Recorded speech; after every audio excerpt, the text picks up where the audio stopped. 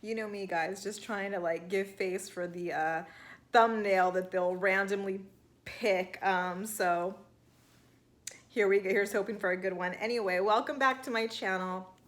If you're here, you're probably here to watch me review and recap Seeking Sister Wives. We are in season 3, episode 7, Miss You Much. And I apologize for the late upload. I usually upload these videos on Wednesday, but it's been a crazy week and I won't go into the excuses. Let's just get into this episode. It's what I would call a filler episode because nothing much really happened. Um, Nothing much really happened. So I don't think this is going to be a long video, so let's just jump into it with first the Clarks, because they just had sort of like a short, quick segment. COVID has officially affected their family and their state and their town and their relationship with Kayla. I don't know what Vanessa does for work, but she has continued to go to work, so she has some type of essential job. Jared is a high school teacher, football coach, and personal trainer. So, schools and gyms are shut down, so he is on daddy daycare duty. The producers ask, like, what about Kayla? Where's Kayla? And they tell us that she never officially moved in. Like, she never moved in. She continued living with her friend. And when, like, the sort of quarantine orders came into play, they wanted her to come and quarantine with them. They asked her to, but she's working. She has 2 jobs, and apparently they are like customer service based jobs where she's interacting with the public. And the Clarks just didn't feel comfortable her coming in, being around their 4 kids. And I was like, they have 4 kids? Did we know that? I thought they had 2 kids. Am I making that up? Like, I don't even know where I was surprised. Like, they have 4 kids? I did not know that, but okay. So with them having 4 kids, they just didn't want to take any chances, which is totally fair. Everybody's comfort levels are different. I have no problem with that. But, during this time of quarantining away from Kayla, there were major communication issues because, well, Kayla wasn't communicating. Kayla wasn't calling them or returning their calls. Jared tried to reach out to Kayla. Her mailbox was full. She was, basically ghosting them until finally they got a hold of her, had a conversation, and they all decided that it was best to end the relationship. Jared, he sees, he sees Kayla's need to like establish herself out in the world, but he doesn't think that needed to happen outside of the house. I'm like, well, how else would it happen? Like, how is she going to establish herself being, the housekeeper in your home? Like, if you're not going to let her go out and have jobs and you're going to give her this hard time, then I don't know how else she could be all that she wants to be, whatever that may be. I think Vanessa is more understanding. I don't know if it's like, woman to woman. She can see, that Kayla's young. She wants to grow, have experiences, and Vanessa doesn't want to get in the way of that. She certainly doesn't want to like force her or pressure like a relationship that just isn't working. But she is sad. She's emotional. And it was really funny the way they edited it. They're showing like Vanessa doing dishes and there's her voiceover saying like, I really miss having Kayla around. I'm like, do you miss Kayla or do you miss her like busting them suds and wiping down that microwave, But I do think she is sad because she says, like Kayla was her first sister wife. They were with Kayla for almost 2 years. And I'm thinking, well, 2 years isn't that long in the grand scheme of things, in my opinion. But anyway, Vanessa is hopeful that the next sister wife they have will be the one that stays forever. So it sounds like Vanessa's down for polygamy. Like she's open and ready for a new sister wife. And I think they might meet a potential one next week. But we'll see. That was in the previews. We'll get to that then. Moving on, let's get to the Winders. I get a lot did happen this week for them, sort of. And I really, if you watch my reviews, I really kind of don't talk a whole lot about them because I'm just like, I always thought their storyline was boring. It's just, Sophie's pregnant and gonna have a baby. And although that is a blessing and wonderful, it's not terribly exciting to me. But I don't think it's just the storyline. I think I'll be fair and say I think Colton is kind of boring. Well, Sophie tells us that it has been 3 months since baby Ephraim was born, and she had a really hard time with postpartum recovery. She was kind of just focused on herself and the baby, which left Tammy holding the bag in terms of like housework and cooking and, you know, working and everything, to the point where Tammy finally had to go to Sophie and be like, look, this is too much. I'm overwhelmed. And Sophie was like, no, no, no, no. My life is too much. I'm overwhelmed. And then when Colton got home that night and they told him, like, we're overwhelmed, he was like, no, no, no, I'm overwhelmed. So they all realized, like, having this new baby has really changed things, the dynamic in their house and their family. So they all have had to, like, readjust. And they are now in this place where they feel pretty settled, or, you know, more settled now. You know, even the wives are cooking together. It's Colton's birthday, so they're making him his favorite dinner.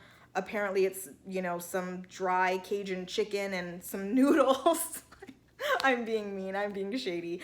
And they make him a cake, and you guys, like, he comes in like, hi, like, what's the cake for? And they're like, for you, for your birthday, happy birthday. And he's just like, oh, cool, yeah, angel food cake, my favorite. But his face never changes, and they tell us, like, yeah, like, he even tells us, like, you know, he's not a very animated person. Like, his surprised face, his excited face, his whatever face, he has resting Botox face. Like, it doesn't change.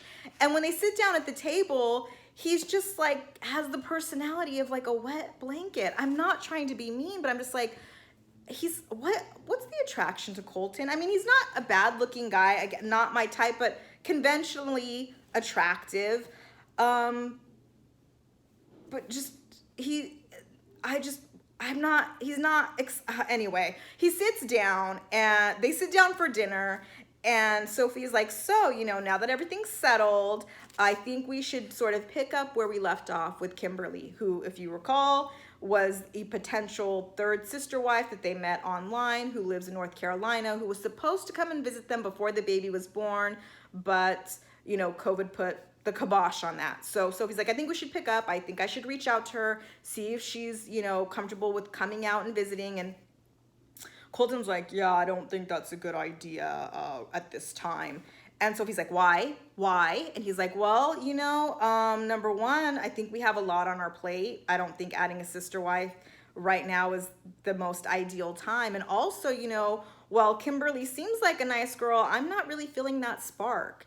And Tammy's like, well, you know, to be fair, you can't really judge a spark over the phone. And well, that is true. You know, there is something to be said about, you know, a connection and a vibe in person. But I have to tell you, I've been on some dating apps, and I've had some pre-date conversations where I knew whether it was like the flow of the conversation or some things he might have said that sounded off, where I just knew, like, yeah, I don't think this is, I'm pretty sure this isn't going to be a match. And I don't want to waste our time when I know, like, I have no interest.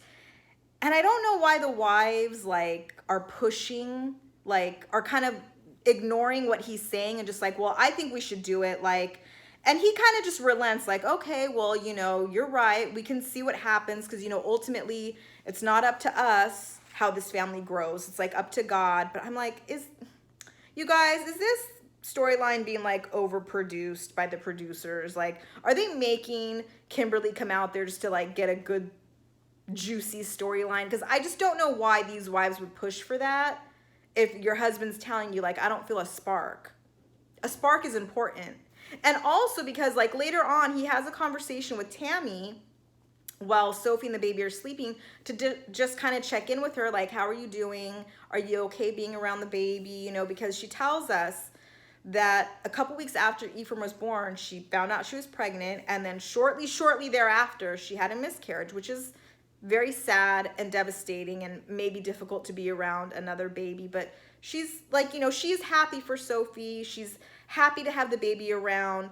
But what she's also dealing with, like, on top of having this miscarriages and, you know, she's taking medication to assist in getting pregnant that doesn't seem to be working. But also she's having to come to terms with the idea that what she had planned for her life in terms of how she wanted to structure her family, she wanted 5 kids, she wanted them all to be like 2 years apart, and she wanted to be done by the time she was 30.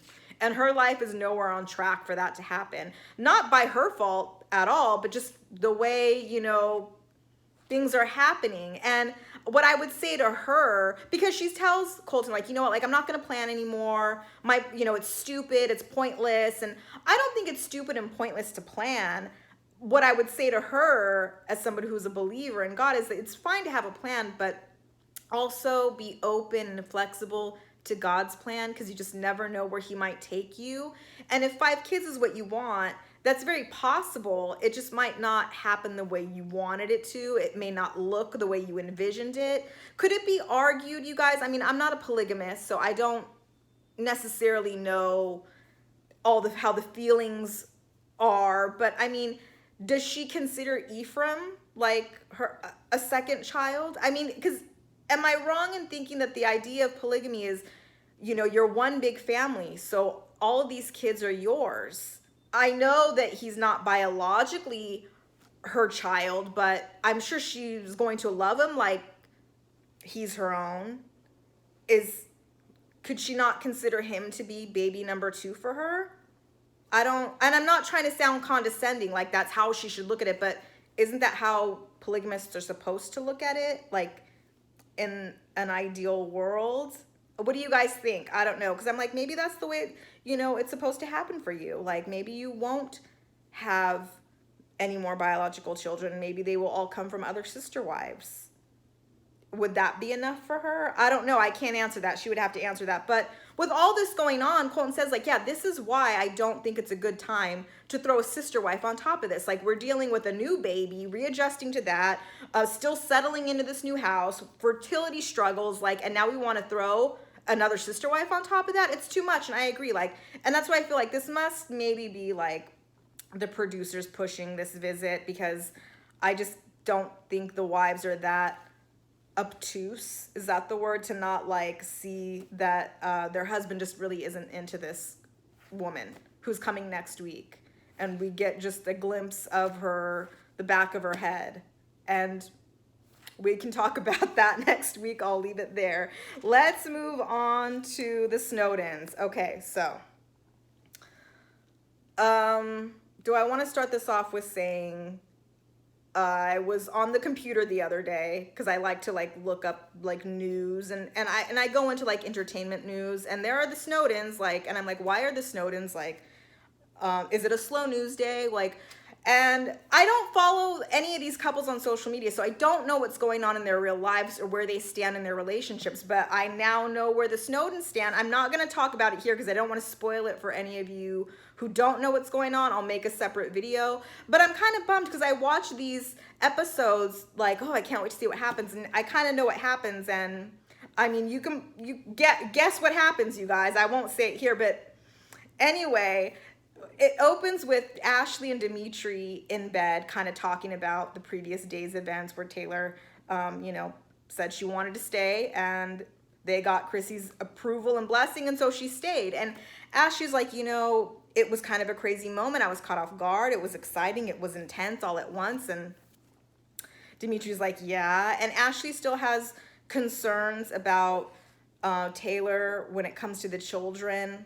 But I mean, Taylor seems to have a good relationship with the children. I think the question is how are the children dealing with this revolving door of women? Like, they had another sister wife, Vanessa, last season, who they married, who left, like, and now we have Taylor coming in and Crystalline coming in, and they're moms, and are they confused? Like, to me, it's like, that's what I would be worried about. Yes, you should be worried about how Taylor interacts with them, but like, how are the kids really like processing all of these changes that happen so fast, And also Ashley says, like, there's still a lot we need to know and learn about Taylor. And I'm like, yeah, like, does she have a job? What is she running away from in Atlanta? Like, because it seems like she's like, how do you just leave everything and not go back? Like, that's odd to me. And like I said, maybe the Snowdens know, but this episode with them, the segments that they had, I'm just more confused. Like, I have more questions than I got answers. So, Dimitri's like, yeah, we have a lot to learn, but we're not going to know how we're really gonna like all mesh together until we're like in it, which is true. Like, let's see how Taylor deals with, like, you know, when the kids are running crazy and the house is, you know, a mess, and, you know, it's not all, you know, axe throwing dates and, you know, drinks at a lounge, you know, when the schedule is a little off. Like, yeah, let's see how she really like reacts. Like, and but does she, I mean, where else would she go? I guess she has to stay with them. But, you know, because Ashley's like, okay, so I just want to get where it's a confirming, like, are we a yes on Taylor? And he's like, yeah, we're a yes. And I'm like, what does that yes mean? Like, yes, she's going to be a sister wife.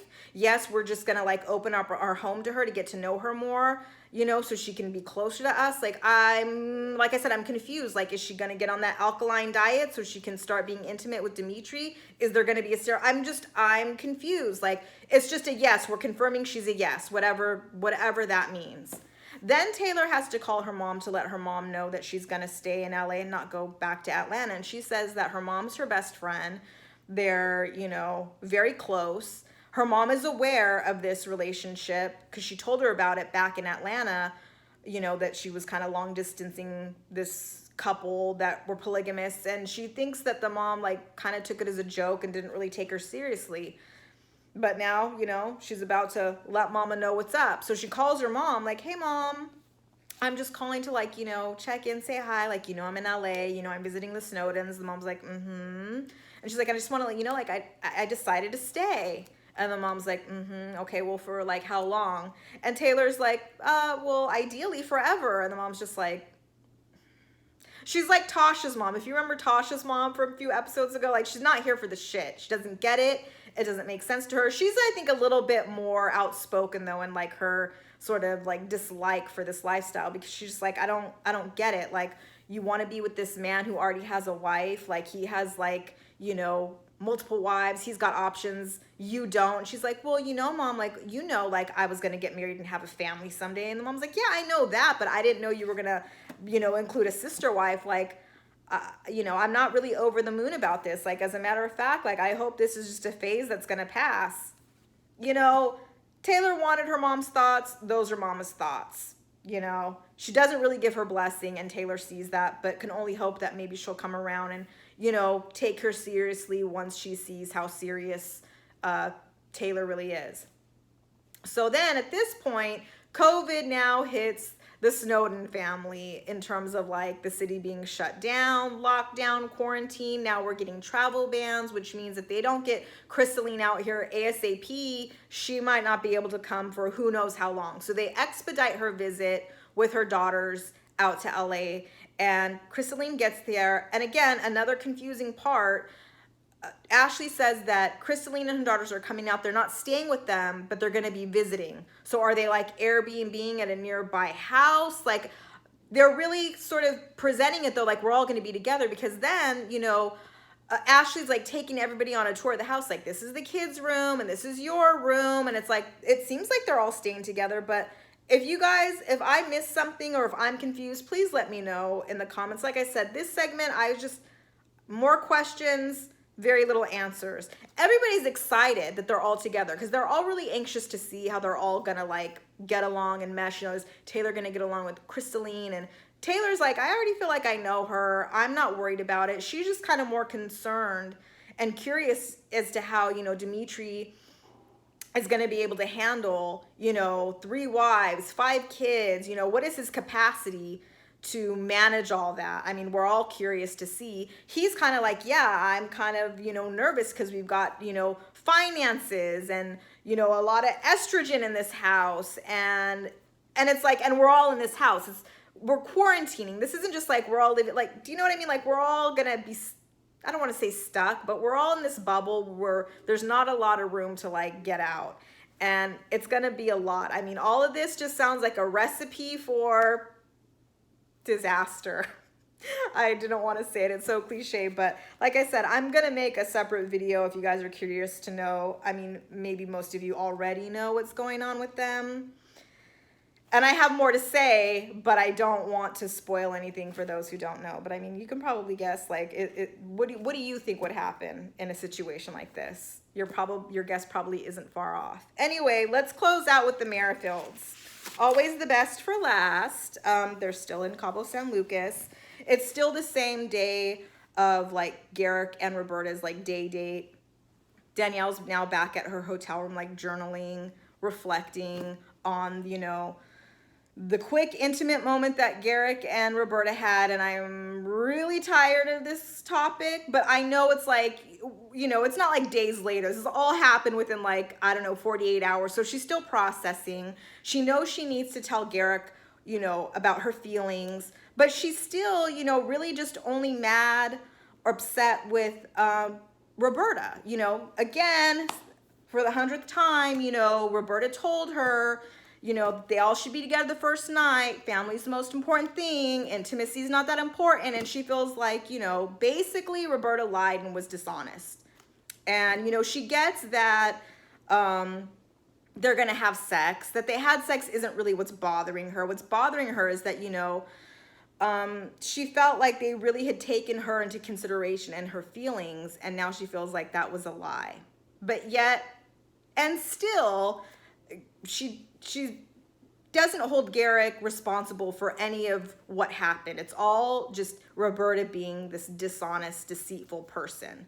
So Garrick and Roberta get back from their date and they go to Danielle's room, you know, like knock, knock. She opens the door and they're just like, oh, they all hug. And, you know, Danielle's just like, how was the day? And Roberta's just like, good, you know, fun. Like the two words that she knows in English. She gets the translator app, talks into it, shows it to Danielle, and Danielle reads it. And is like, okay, you know, I had a good day. I'm really tired, so I'm going to go back to my room and take a shower, and I'm going to leave you a little alone.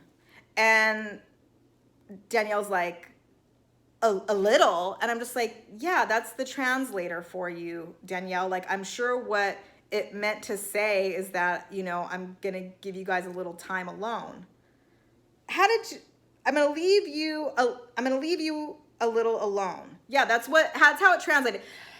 I need to get over this translator, but I'm just like, yeah, I mean, I don't know if I was like being overly sensitive to the way that Danielle reacted to Roberta, because she was just like a little, like it did, like Danielle was acting like it didn't make sense, but you know what she meant, you know, blame it on the translator or learn a little Portuguese. But anyway, Roberta's like, yeah, sí, perfecto, you too, bye, and she leaves. And then we get this like real, I don't want to say, it wasn't awkward, but it just was like, is this how married people talk? Married people of 13 years where you feel a little, you're a wife and you feel a little like misled and deceived by your husband. Is this how the conversation goes? Because Danielle sits on the bed and Garrick's just like standing there and she's like, you know, like, do you want to sit down? And he's just like, oh yeah, okay, you know. And she's like, you know, I just want to talk to you about, you know, the other night, you know, when Roberta told me about your intimate moment. Like, truth be told, I was really jealous because I just feel like, you know, here we go again for the millionth time. You know, she told me that, you know, family's the most important thing and intimacy wasn't really that important. And I just feel like, you know, she was being really dishonest.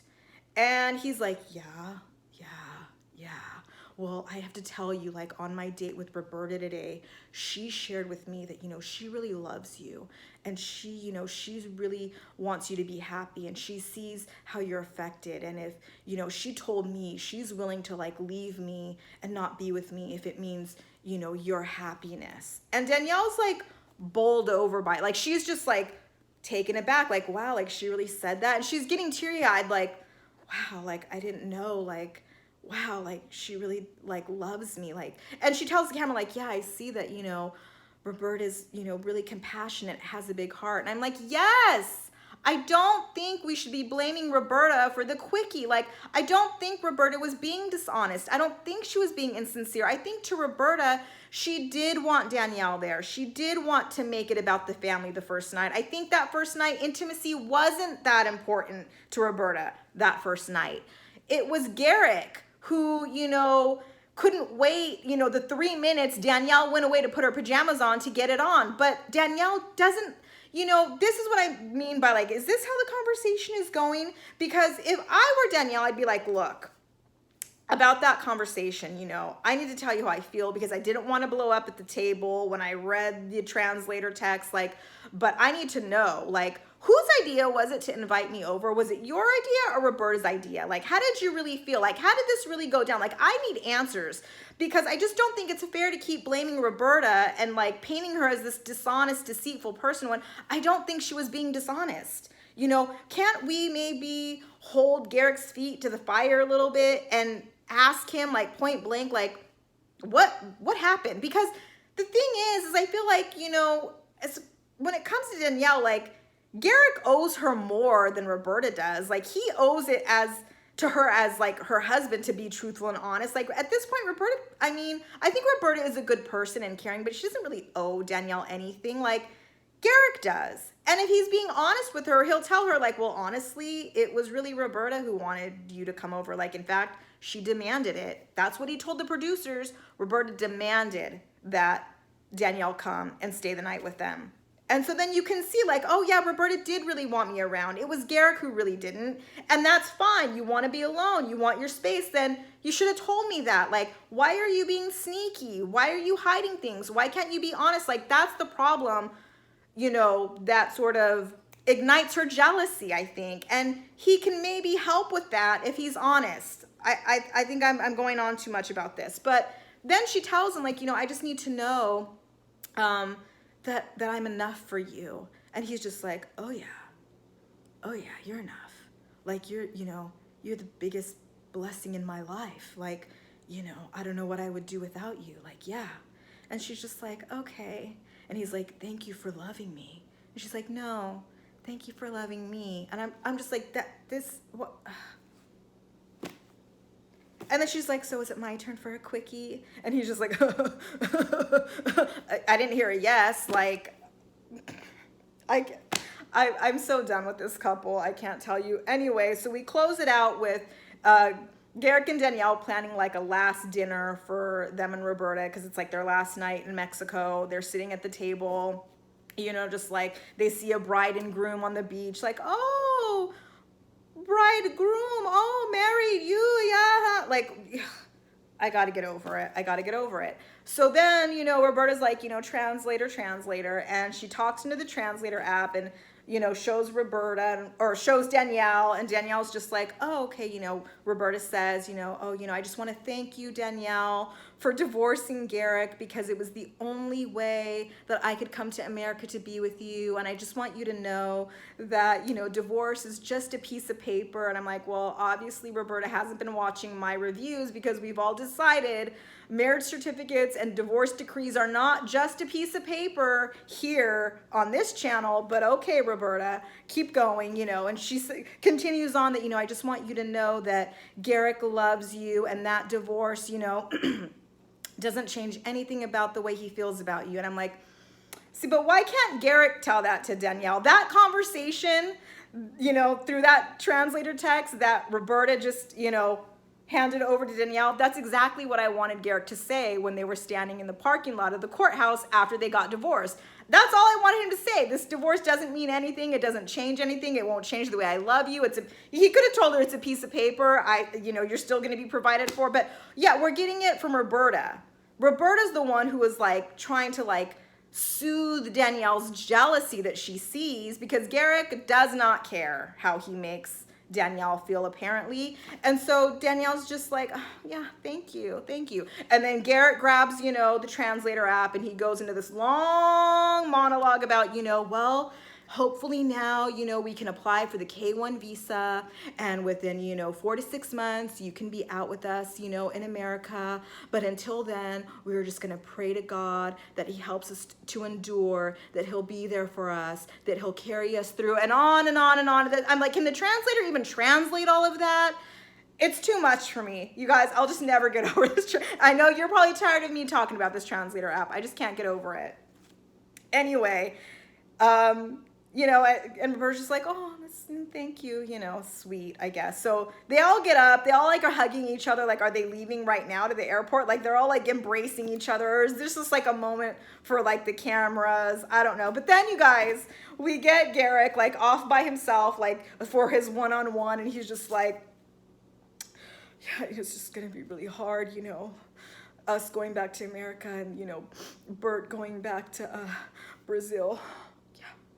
And you guys, like, not one tear falls, but we get a lot of sniffling.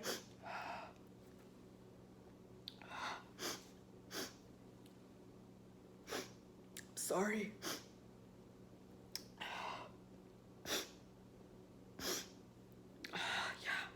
And he doesn't even get like an Academy Award for this acting, because it was terrible. He gets the golden raspberry, okay? He's over there like steadily sniffling and wiping away nothing, you know, trying desperately to squeeze a tear out. And you can hear the wives, you can hear like Danielle and Roberta in the back like, oh, like, are you crying? Like, oh, yeah. As they go over to him, you know, and he's just like, and they're just like, are you crying? You know, Danielle's like, are you crying? And he's just like,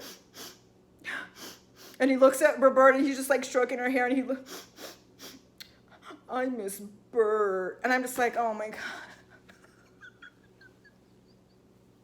She's standing right there in front of you. You can tell her she hasn't left yet. Like, I'm not, you know, men crying. Men are allowed to cry. They can show emotions. I know, you know, we're in a day and age where we've evolved and that's okay, you know, but there was just something very like, he like turned into this little 5-year-old boy who was like pouting like, I miss Bert. Like, it would turn me off. I was turned off.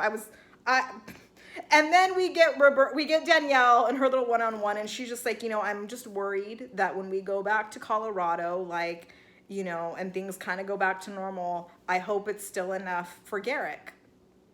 You know, I hope things can kind of go back to the way they were and he'll be fine, because he's apparently enthralled with Bert. I'm so done with that couple, you guys. I can't tell you. How many episodes do we have left? Are we nearing the finale? Because I can't take much more, Garrick. I really can't. We're at 31 minutes, you guys. Rate, comment, subscribe. Let me know what you think. I'm sorry. I've had trouble like filming this video. I tried to record it like 3 times. I think it's just because, like I said, it was a filler episode, so it just wasn't much to talk about yet. I'm like at 32 minutes. Still trying to work on editing, you guys. So let me know what you think, what your thoughts. Do you guys know when the finale is? I think it must be coming soon. I don't know. Be on the lookout. I'm gonna do like just a quick video on the Snowdens in case you guys are curious. I mean, I'm bummed that I feel like it spoiled the show for me, so I don't want to be like in the pool of spoiledness alone. So anyway, you guys have a good rest of your week, and I will see you soon. Bye.